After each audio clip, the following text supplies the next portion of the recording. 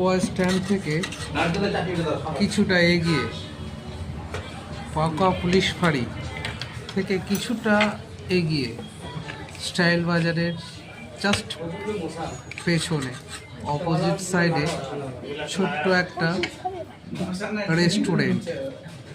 উপরে সাইনবোর্ডে লেখা ছিল ইডলি এবং ধোসা। তো সাইনবোর্ড দেখে আমি ভেতরে প্রবেশ করলাম এবং ধোসার অর্ডার দিলাম। দেখি, অনেক জায়গায় তো ধোসা খেয়েছি, পাকুয়ার ধোসার টেস্টটা কেমন হয়।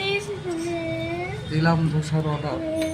তো পাশে ছিল দেখলাম জুসের দোকান, ওনাদেরই ছোট্ট একটা শপ। তো আমি জুসেরও অর্ডার দিলাম, মৌসুমি জুস। খেয়ে দেখি কেমন টেস্ট।